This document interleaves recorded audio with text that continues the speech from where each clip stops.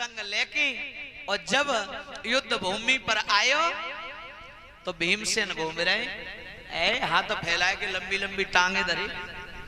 और जो भीमसेन को देखो दुर्योधन बोलो भैया भीमसेन हाँ बोले कैसे घूम रहे हो? बोले भैया वो मोते नो कही के अमावस को जो झंडा गाड़ दे बाकी जीत है जाई।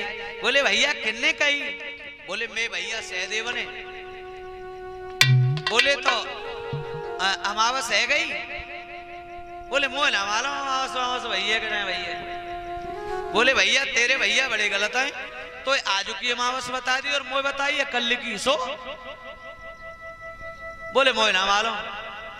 और जो नजर दुर्योधन की पड़ी बा झंडा पे बोले अरे भीमसेन ये झंडा किन्ने गाड़ो है? बोले भैया झंडा तो मैंने गाड़े दो वो मालूम ही नहीं कि कब की अमावस है। गड़ी को तो गड़ी को दुर्योधन ने कहा बिल्कुल ही पागल है इस झंडा को उखाड़ दे। बोले सुने तो ये अमावस कल की बताइए तू का मरो जा रहा हो कल गाड़े लइए मैं ही तो आज किया सो मैंने गाड़े के अपने छुट्टी करी।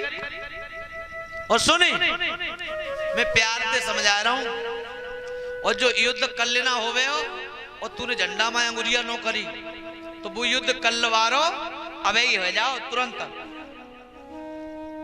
और दुर्योधन ने कही कहां थे भाभी पल्ले पड़ेगी भैया छोड़ो छोड़ो। अरे भीम भैया गलती है गई तुम अपना काम करो।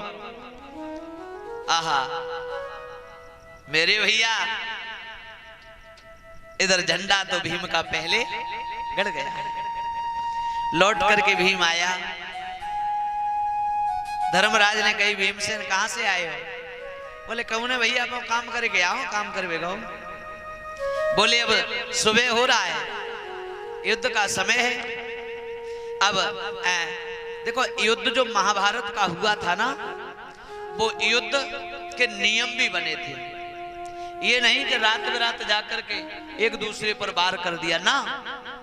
युद्ध के नियम थे लेकिन नियम के अधीनस्थ वो युद्ध चला था। और एक और बात बताऊं शाम को सब एक दूसरे से बातें करते हैं लेकिन आज बड़े दुख की बात तो तब है जब एक ही माँ बाप की दो संतानें आपस में भिड़ जाती हैं। और वो आज दुख का विषय ये है कि एक दूसरे मुंह से बात भी नहीं कर पाते साहब। देखिए उस महाभारत जैसा युद्ध तो किसी परिवार में होता नहीं लेकिन आज समाज में इतनी बढ़िया जो मुंह से भी बोलने में शर्म आती है कि छोटी छोटी बात पर हम आप क्या करते हैं कि बोलना छोड़ देते हैं। भैया ठाड़ो पिट रहे हो तो पिटे रहो साहब मैं ना जान तो अलग है। लेकिन देखिए उस महाभारत युद्ध की दशा। जिस दिन युद्ध का समय था दिन भर सब युद्ध करते हैं और जब शाम का वक्त होता है सूर्यास्त हो जाता है तो सब अपने अपने डेराओं के लिए चले जाते हैं। मेरे भाइयों बहनों जब डेराओं के लिए चले जाते हैं तो कैसा युद्ध का नजारा है। पहले दिन का युद्ध हुआ। इधर से धृष्टद्युम्न सेनापति बनाया गया है पांडवों की ओर से और कौरवों की ओर से दादा भीष्म सेनापति बनाए गए हैं। भगवान कन्हैया अर्जुन के सारथी बने रथवान बने हैं। पहले दिन जब युद्ध करने के लिए गए और दादा भीष्म को जब अपने सामने खड़ा हुआ देखा तो अर्जुन तो घबरा गया। अर्जुन ने कहा कन्हैया एक काम करो हमारे ये पूर्वज हैं हमारे दादा होते रिश्ता में दादा भीष्म एक काम करो मैं इनसे लड़ाई नहीं करूंगा मैं इनसे युद्ध करूंगा ये समाज हमें बुरा भला कहेगा मैं इनसे लड़ाई नहीं करूंगा। कन्हैया से आज अर्जुन बोले हैं, प्रभु अरे मन मोहन रथ लौटैया,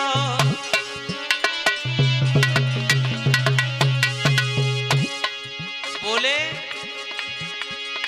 अरे गिरधारी रथ लौटैया, मो पे नहीं अपराध करवैया।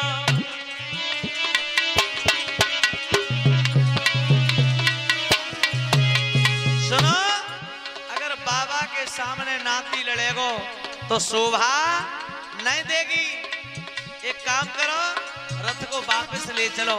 अरे जहां मेरे भैया दुर्योधन हमें 1 रुपया दे, हमें वो 1 रुपया भी नहीं चाहिए, लेकिन मैं इनके साथ में युद्ध नहीं करूंगा। अरे गिरधर ने बचन फरमायो, अर्जुन ज्ञान कहाँ है गमायो।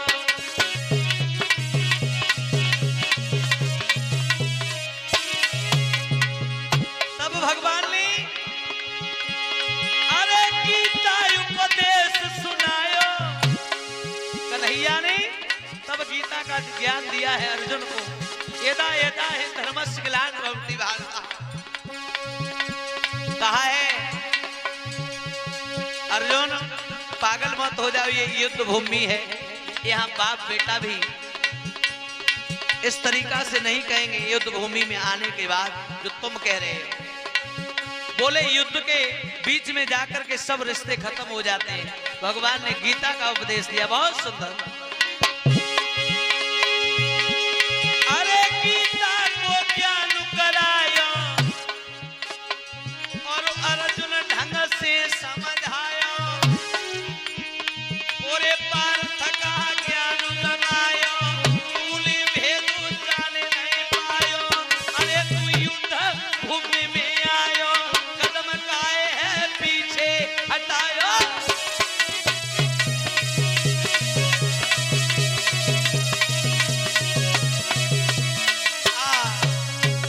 जवाब दिया अर्जुन, पागल ना हो जा, अरे तू बार कर बार, क्योंकि धर्म नीति के साथ में जो युद्ध करेगा उसकी जीत निश्चित है। तू क्यों घबराता है?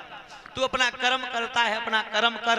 कर्म तू नहीं कर रहा, कर्म तो तुझसे ये लोग मजबूरन करा रहे हैं। तू अपने हक के लिए लड़ रहा है, इसमें कोई दो राय नहीं है,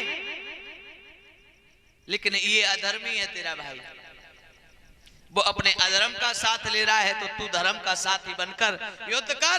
घबरा नहीं, मैं तेरे साथ। इतनी बात जो सुनी, युद्ध होता है भैया। इधर पूरे दिन अर्जुन ने अपने दादा भीष्म के साथ में युद्ध किया है। भगवान कन्हैया सारथी बने हैं। युद्ध चला और जैसे ही भगवान भास्कर ने अपने नेत्रों को बंद किया है तो युद्ध विराम हुआ शाम के वक्त पर जाके। इधर कौरव भी अपने शिविरों के लिए चले गए और पांडव भी अपने शिविरों के लिए चले गए। जब कौरव पांडव अपने शिविरों की ओर चले गए तो सुबह वो रात्रि को सब सोते हैं और सुबह को युद्ध करते हैं नियमानुसार। धीरे धीरे धीरे धीरे भैया, एक नहीं 9 दिन बीत गए, लेकिन इधर दादा भीष्म रोज 10,000 जवानों को मार करके सांस ले रहे हैं, लेकिन 5 पांडवों में से एक को भी दादा भीष्म ने नहीं मारा है। जब इतना लंबा समय हो गया, दुर्योधन दौड़ा दौड़ा आया है दादा भीष्म के पास में और ये कहा कि दादा भीष्म, तुम्हारे जैसा विद्वान, तुम्हारे जैसा बलधारी मेरी सेना में कोई दूसरा नहीं है।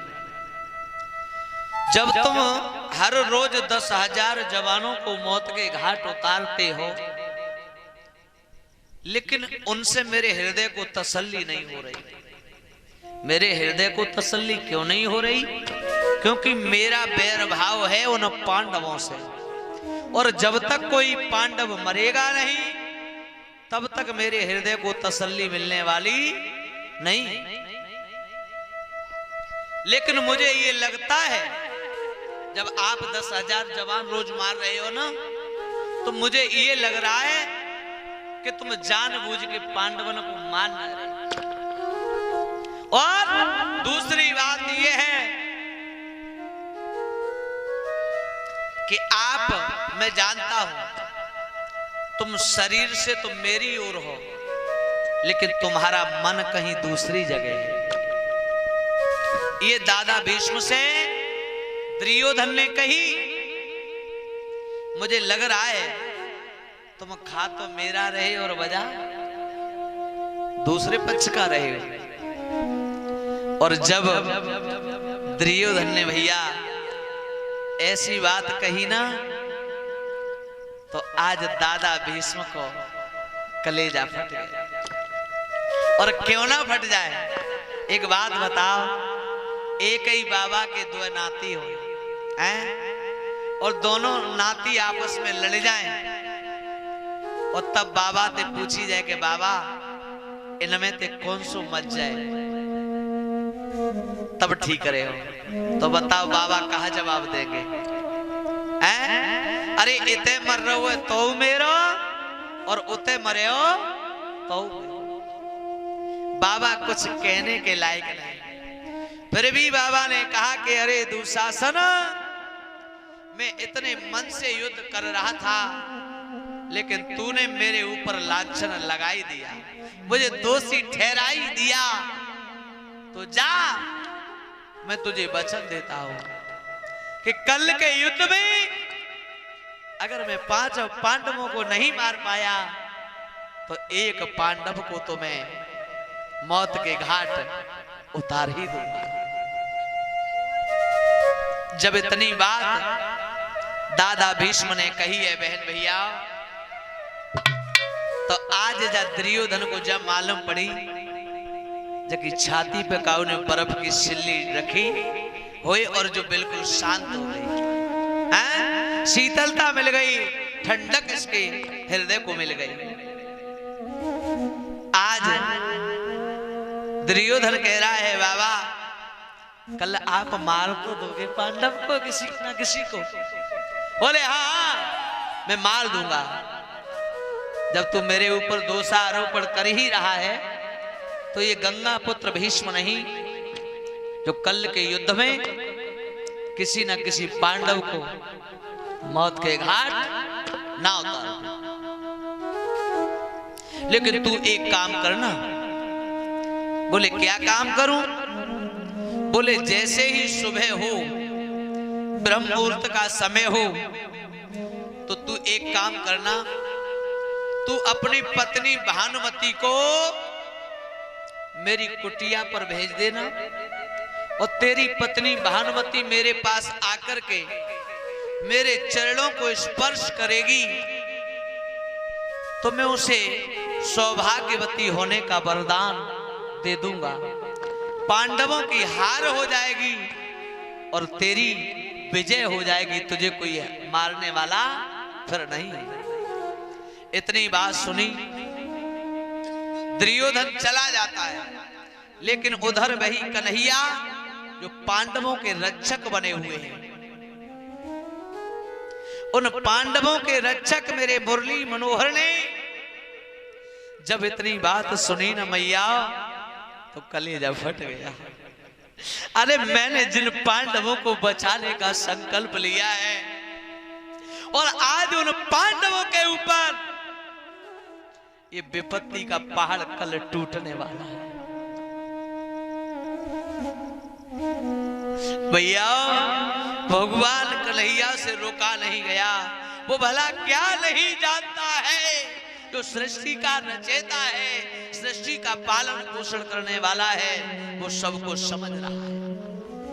कहा तन की जाने मन की जाने, जाने चित्त की चोरी, और ऐसे प्रभु से काछ को जगे हाथ में जग की डोरी। परमात्मा सब समझ गए, पल मात्र में आए हैं और मैया कुंती के पास में आकर के रोने लगे मेरे श्याम, कहने लगे बुआ अब हमारे साथ में बड़ा बुरा होने वाला है। मैया मैंने तेरे बेटाओं को बचाने का संकल्प किया था ना, लेकिन आज इस कन्हैया की बात धूल में मिलने के लिए जा रही है बुआ। अब क्या होगा, क्योंकि दादा भीष्म ने यह प्रतिज्ञा की है कि कल के युद्ध में मैं किसी ना किसी पांडव का वध जरूर करूंगा। बुआ मैंने तुम्हें ये वचन दिया था ना कि मेरे होते हुए तुम्हारे पुत्रों पर कभी आंच नहीं आएगी। लेकिन मैया अब मैं करूं तो करूं क्या, ये प्रतिज्ञा दादा भीष्म की है, उन गंगा पुत्र भीष्म की है। मेरी मां उनके सामने कौन टिक पाएगा, क्योंकि वैसे भी कहा है ब्रह्मचारी से तो भगवान ने भी हार मानी है। जवाब दिया कन्हैया आप घबराओ नहीं, आप थोड़े धैर्य धारण करो और मेरे पुत्रों को बचाने का कोई समाधान ढूंढो। तब तक द्रौपदी पास में आ गई। द्रौपदी ने जब ये सुना तो मानो द्रौपदी की तो छाती ही फट गई। मेरे कल पति नहीं रहेंगे, ये अबला कहां दर बदर भटकती डोलेगी, कैसे कैसे अपने बिना सिंदूर के अपने जीवन को काट पाएगी। मैया द्रौपदी आंसू भर के रोट और कहा कृष्ण अगर तुम्हारे होते हुए मेरे पतियों पर कोई आंच आई ना, तो सच कह रही हूं, तुम्हें लोग भगवान कहते हैं, तुम्हें लोग परमात्मा कहते हैं, तुम्हें नाना भांति के शब्दों से तुम्हारा सम्मान करते हैं लोग। अगर मेरे पतियों पर कोई आंच आई ना, मैं सच कह रही हूं, मैं तुम्हें बदनाम कर दूंगी, बदनाम कर दूंगी और कह दूंगी कि तुम दुनिया को बहकाने में फैले हुए। तब भगवान ने कहा अरे बहन मैंने तेरा कभी बुरा नहीं सोचा, मैं तेरे लिए अच्छा ही सोचता हूं, और तू ऐसी बातें कर रही है, ये अच्छी बात नहीं है। बुआ से कहा बुआ एक बात कहूं, अगर तुम्हें विश्वास हो तो आप मेरे लिए एक काम करो, और मैं अगर तुम मेरा साथ दे दोगी तो मैं कोई ना कोई उपाय ऐसा निकालूंगा जिससे तुम्हारे पुत्रों की जान बच जाएगी।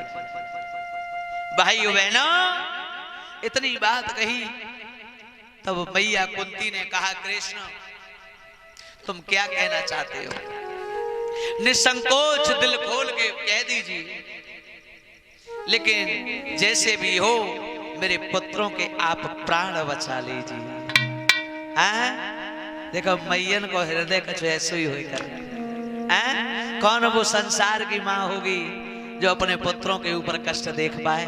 आज वही काम कुंती मैया कर रही है। कन्हैया लाला जैसे हो सके तू मेरे पुत्रों की जान बचा ले। तब कन्हैया ने कहा बुआ तू बुरो न मानियो, मैं एक बात तो से कह रहे हो, देख समय है अर्धरात्रि को, लेकिन अर्धरात्रि पर अगर मैं अपने साथ में तेरी बहू द्रौपदी को अगर कहीं बुला के ले जाऊं तो बुरा तो नहीं मानेगी। जवाब दिया कन्हैया कैसी बात कर रहे हो, अरे तुम उसके भैया हो और वो है तुम्हारी बहन, ले जाओ लेकिन इतना ध्यान रखना मेरे पुत्रों की रक्षा जरूर करना।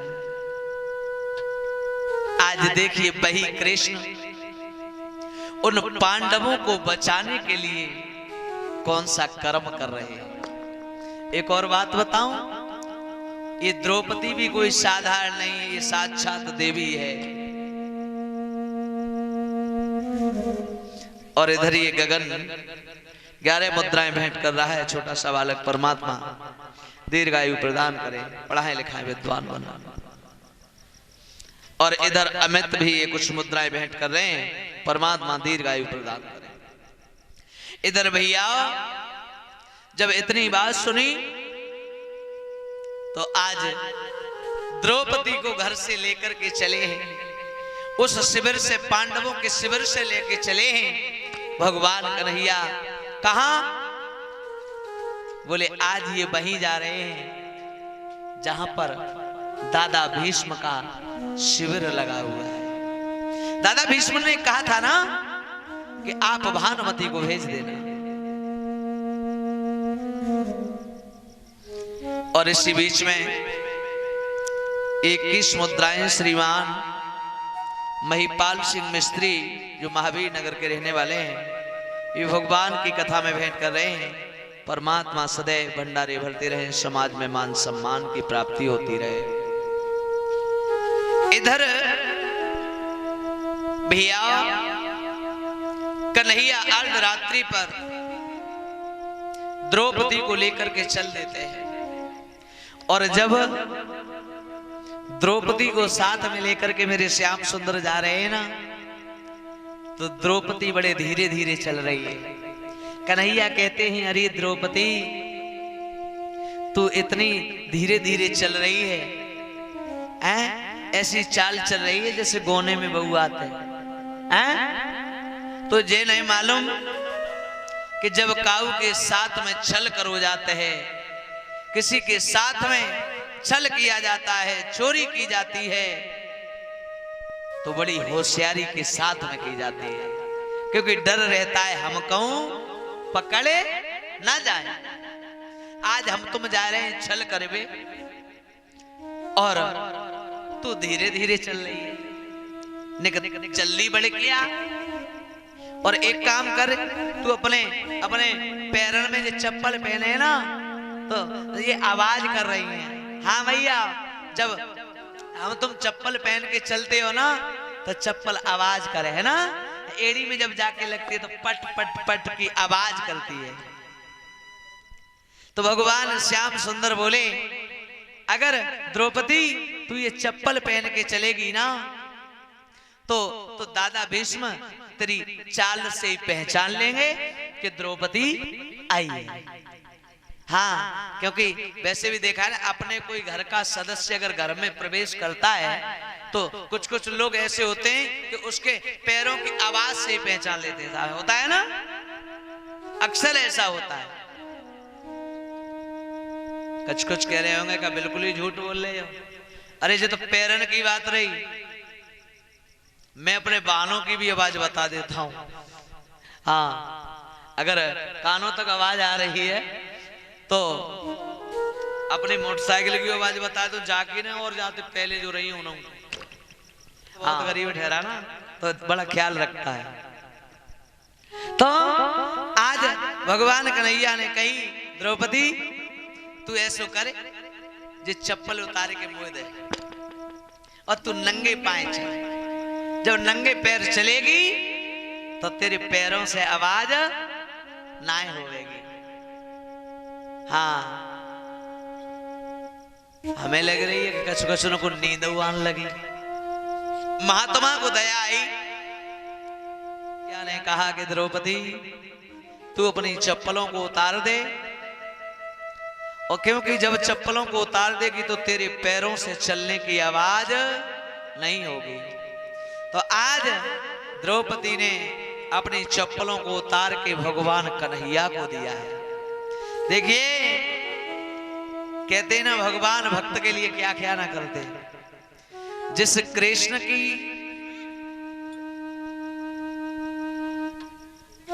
और और 11 रुपया ये छोटा सा बेटा सनी, परमात्मा दीर्घायु प्रदान करें। कहते हैं उस कृष्ण की पादुका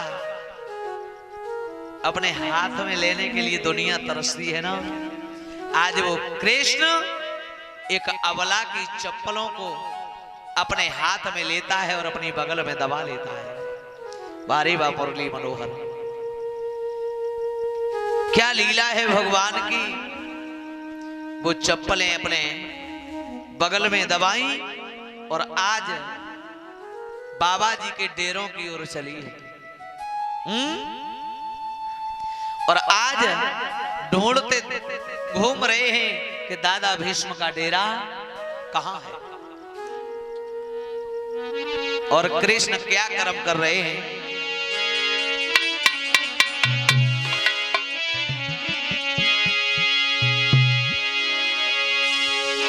घूम रहे हैं डेरों की ओर युद्ध भूमि में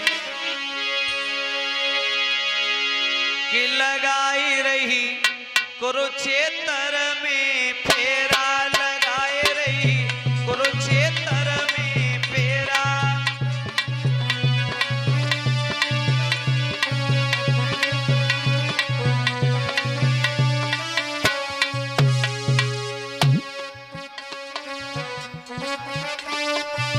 ₹10 ये राम लखन यादव इनकी ओर से आए हैं और कह रहे हैं छाप लगाए दो।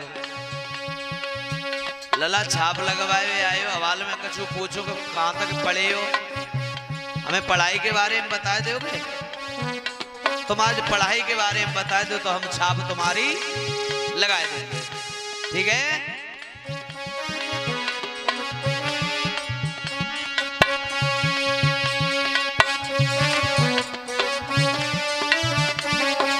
और ये मोटरसाइकिल के मिस्त्री हैं दीपक जी, ये कथा में 10 मुद्राएं भेंट कर रहे हैं।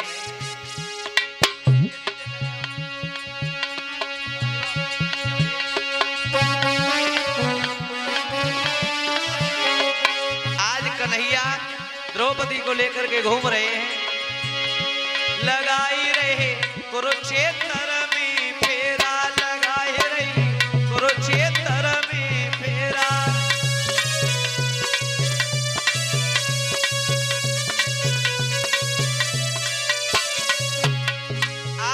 कुरुक्षेत्र के मैदानों में कन्हैया द्रौपदी को लेके घूम रहे हैं और कौन सा कर्म करते हैं।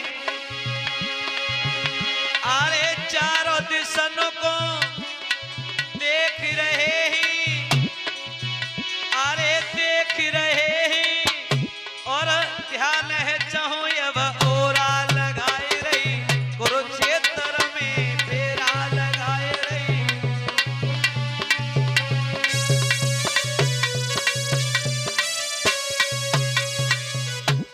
चारों दिशाओं में देखते जा रहे हैं और ये देख रहे हैं कि आखिर दादा भीष्म की कुटिया कहां है। जब चलते जा रहे हैं, चलते जा रहे हैं तो आगे कन्हैया ने कहा कि सुन द्रौपदी, ये जो सामने वाला शिविर है ना, यही है दादा भीष्म का। तो उस समय दादा भीष्म कौन सा कर्म कर रहे थे मालूम है। अरे आसन लगाए भीष्म जी बैठे, अरे दादा बैठे और ध्यान है प्रभु की ओरा, लगाई रही कुरुक्षेत्र में फेरा, लगाई रही।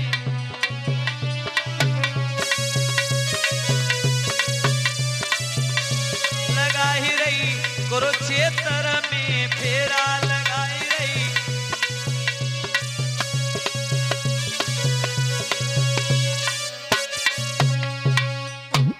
आज भगवान कहते हैं कि दादा भीष्म सामने आसन लगा करके बैठे हैं।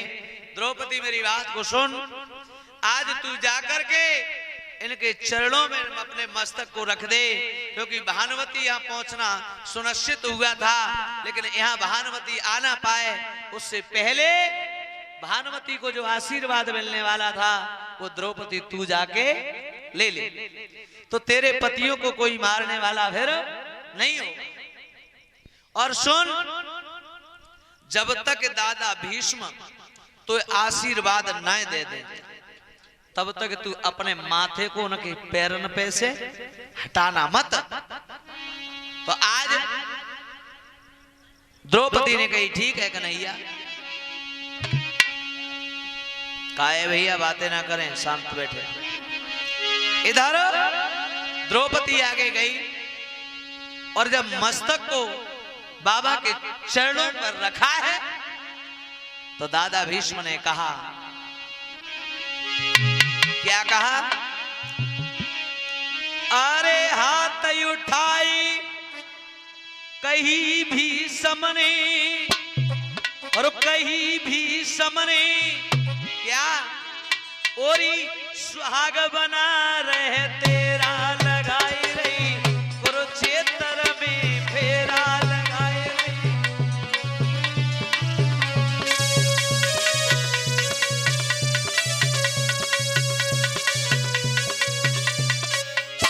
कहा अरे हाथ उठाई कहीं है भीष्म ने, कही है दादा ने, ओरी सुहाग बना रहे तेरा लगाई रही कुरुक्षेत्र में फेरा लगाई।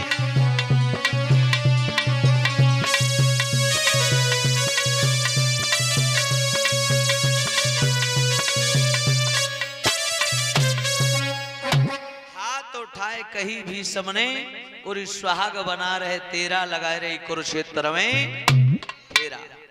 अभी तक द्रौपदी ने अपना मस्तक कन्हैया के बताए अनुसार हटाया नहीं था।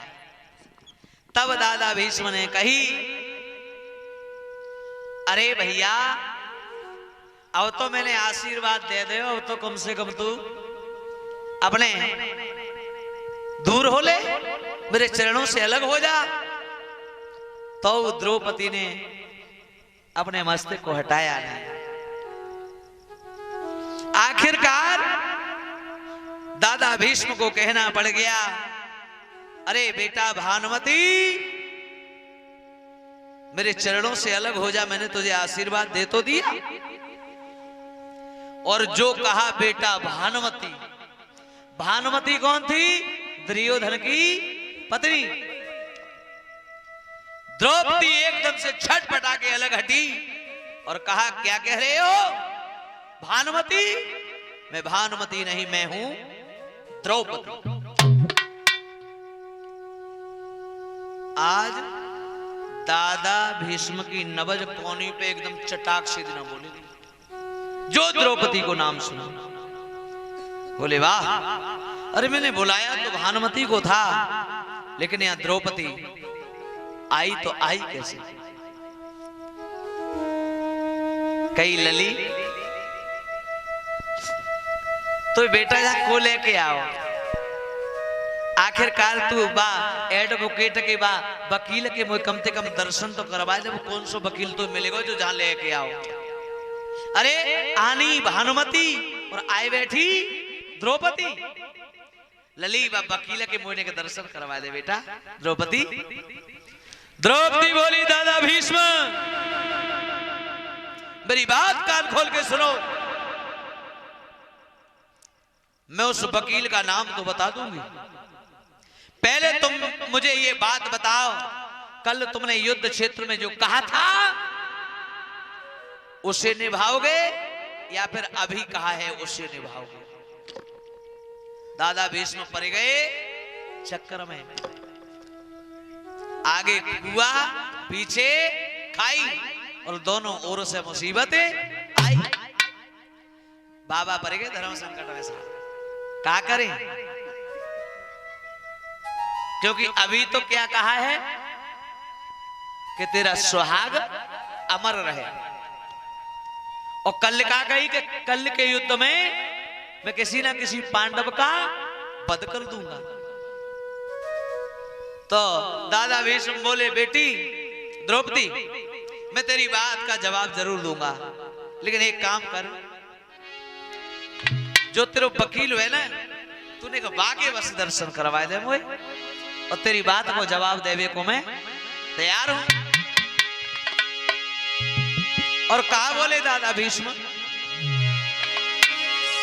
अरे भीतर बाई बुलाई की लइए, अरे बुलाई की लइए, जो सलहागी रहे तेरा लगाए रही, कुरुक्षेत्र में फेरा लगाए रही।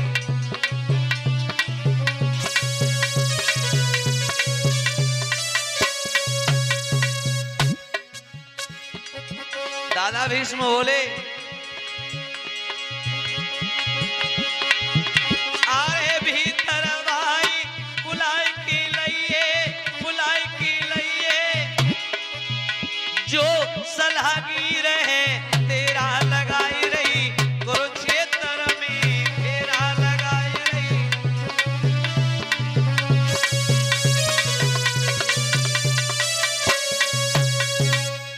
जवाब दिया, भीतर भाई बुलाए के लिए जो सलहागी रहे तेरा लगाए रही, कुरुक्षेत्र में फेरा। ए दादा पे न रखोगो। द्रौपदी एक हट के पहले जी बता वो बात कौन सी अटल हुई। हाँ, और दादा कह रहे हैं कि तू अपने वकील के दर्शन करवा दे। चक्कर में गाड़ी चल रही है और चक्कर ऐसो वैसो ना है, ऊपर ही है। हाँ हाँ, इतने भैया दादा भीष्म आसन से उठ के खड़े हुए और बाहर निकल के आए हैं शिविर के। तो देखा है कि कोने में कन्हैया अपनी बगल में चप्पल साधे हुए चोरी से छुप करके खड़े हैं। तब तक दादा भीष्म बोले, वाह मान गया मैं आज प्रभु तुम्हें, तुमने मेरी प्रतिज्ञा को तोड़वाने के लिए आज काम क्या किया है? तुमने ये काम किया है जिस काम का मैंने कभी अंदाजा भी नहीं लगाया। मैंने ये प्रतिज्ञा की थी कि कल के युद्ध में एक ना एक पांडव का वध कर दूंगा, लेकिन तुमने मेरी बात को धूल में मिलवा दिया। द्रौपदी को ला करके द्रौपदी बीच में अपनी बात कह दे, दादा मुझे तो बता दो, बाद में लड़ लियो। हाँ, अब बात कौन सी निभाई जाए? तब दादा ने कही, चिंता मत करे द्रौपदी, जा तू मैंने वचन दे दो तो दे दो, बात कल निभाई नहीं, बात आज वारी रही। और जा, मेरा आशीर्वाद है, तेरो एक पति नाई मरेगो, कोई ना मरवैया। मैंने तुझे सौभाग्यवती होने का वरदान दिया है, तेरा अमर रहेगा सिंदूर। इधर कन्हैया से कहा है कि ओरे टेढ़ी टांग वारे, हैं तू बड़ो छलिया है रे जन्म कोई, तो बड़ो आनंद है दूसरे को परेशान करे हुए में। लेकिन याद रखना, तुमने मेरे वचन को झूठा ठहरवाया है, मेरे संकल्प को तोड़वाया है। लेकिन इतना याद रखना, मैंने जो वचन दिया था वो मेरा भले ही निष्फल हो गया, लेकिन एक संकल्प आपने भी किया है कि मैं पांडवों की ओर से उनमें शामिल जरूर रहूंगा, लेकिन पूरे युद्ध में अपने हाथ में अस्त्र शस्त्र नहीं पकड़ूंगा। तब कहा कि सुनो, मैं भी गंगा पुत्र भीष्म नहीं जो तुम्हें अपने हाथ में अस्त्र शस्त्र उठाने के लिए मजबूर ना कर दिया। कल के युद्ध में आना, और आज वाली बात को मैं कल के युद्ध में बता दूंगा तुम्हें। मेरे बहन भाइयों, अगला सुबह हुआ, दोनों ओर से आमना सामना हुआ। इधर से दादा भीष्म, उधर से अर्जुन। इतना विकराल युद्ध हुआ है, जिस युद्ध में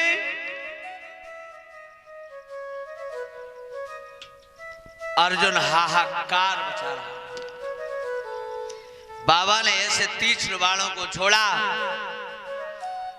कि 3 बाण एक बार में छोड़ने के बाद में वो दशा बना दी। 3 में से 30 और 30 में से 300 बनते चले जा रहे हैं।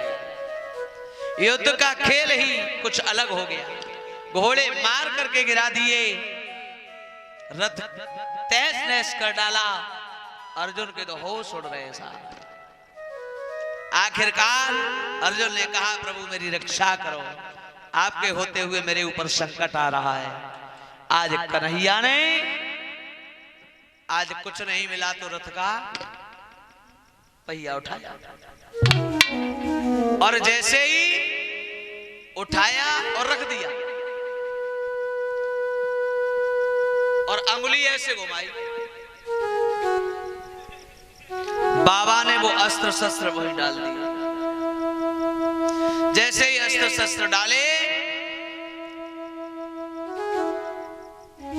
तो दादा भीष्म अट्ठास मार करके हंसे और कहा, कन्हैया हाँ आओ ना, मैं तो यही तो चाहता हूं कि तुम मुझे अपने हाथों से मारो। कन्हैया बोले, हाँ? मैं क्यों मारूंगा तुम्हें? अरे तुम्हारी बाबा नाती की लड़ाई तुम जानो, तुम काम जानो, मेरा मतलब कुछ नहीं है। बोले कन्हैया, ये चालाकी तुम्हारी दुनिया में चल जाए, या भीष्म के सामने चले ही ना। अबे जे का कर रहे? बोले कचरा मुझे याद आएगा। बोले तुम मुझे पागल बना रहे हो, बुलाओ सुदर्शन चक्र को काट दो मेरी गर्दन। यही तो तुम्हारा खेल आगे होने वाला था। प्रभु आपने शस्त्रों को उठाया है, आज इस भीष्म ने शस्त्रों को गिरा दिया, अभी ये आगे शस्त्रों को नहीं उठाएगा। शाम का वक्त हुआ, युद्ध समाप्त हो गया साहब। दादा भीष्म अपने शिविर के लिए चले गए, ये लौट करके अपने शिविर के लिए चले गए।